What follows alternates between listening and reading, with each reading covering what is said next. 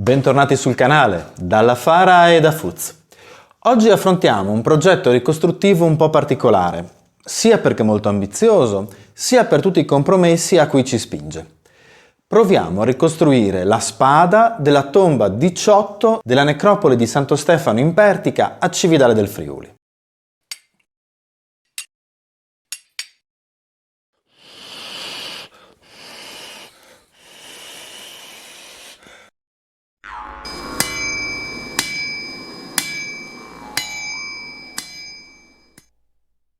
Bene, come dicevo, bentornati sul canale. Questo è un video ricostruttivo, un video in cui mi vedrete utilizzare la forgia, le incudini, alcuni attrezzi moderni come la smerigliatrice angolare, credo che si chiami in italiano, noi qui tendiamo a chiamarla semplicemente flex, con l'obiettivo di riprodurre la silhouette della spada della appunto necropoli di Santo Stefano in Pertica a Cividale del Friuli, tomba 18.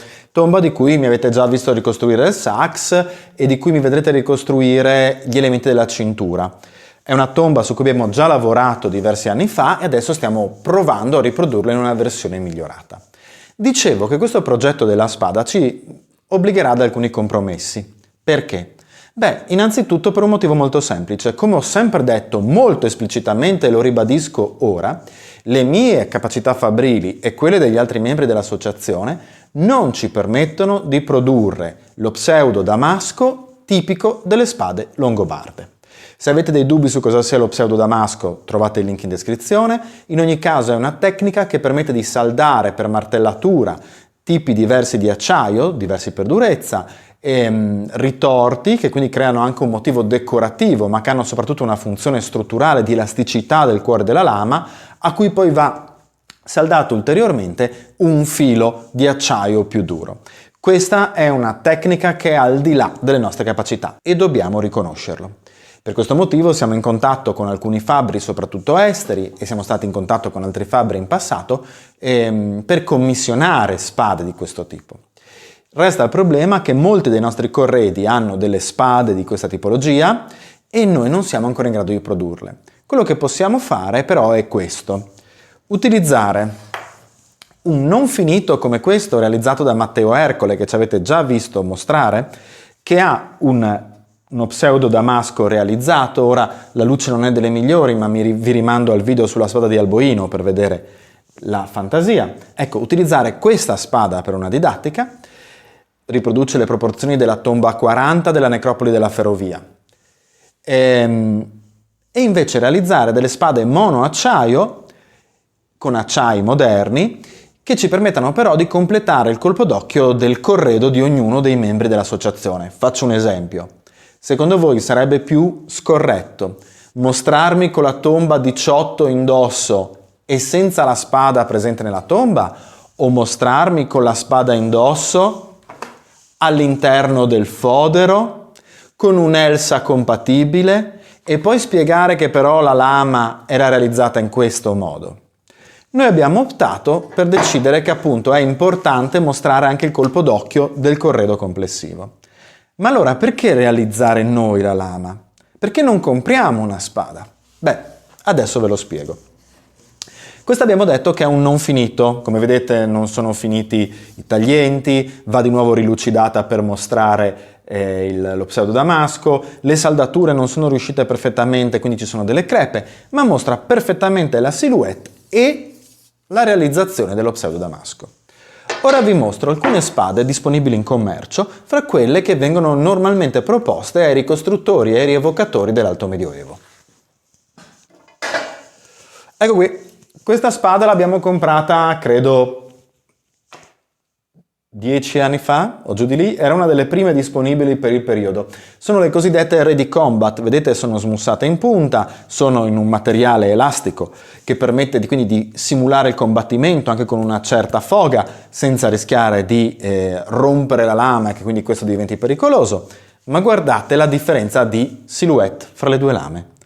Non possiamo raccontare le spade longobarde con questa. Non assomiglia nemmeno lontanamente alla forma originale di una spada longobarda.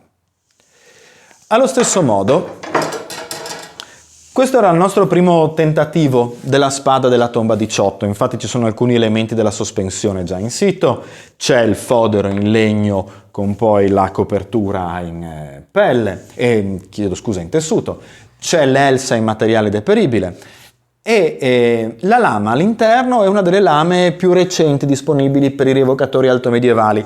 La lama originale, una volta comprata, è composta di 2 guancette in ottone, un pommolo in ottone, ma che non si adeguava alle nostre esigenze, quindi è stata rimanicata. Guardate però la lama di nuovo, diversa da questa, sono passati degli anni, ma ancora molto lontana da questa. Per questo motivo noi abbiamo deciso quindi di forgiare una nostra spada in un unico acciaio, proprio per la nostra incapacità di creare lo pseudo damasco, e per farlo partiremo da un acciaio moderno molto utilizzato dai produttori di coltelli, un acciaio da riuso ovviamente. Questo, una balestra di camion.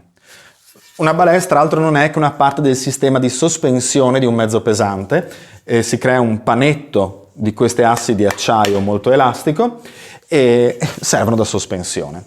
Noi ne utilizzeremo una parte tagliata con mezzi moderni, con appunto una levigatrice angolare, una flex, la lavoreremo per battitura e poi la manicheremo con le caratteristiche che sono proprie della tomba 18 della necropoli di Santo Stefano in Pertica, Cividale del Friuli. Realizzeremo il fodero, il sistema di sospensione, tutto quello che nel momento in cui io indosserò il corredo permetterà al pubblico di avere un colpo d'occhio su quali fossero le armi, gli elementi della cintura, la scarsella, e anche la spada avrà la silhouette corretta.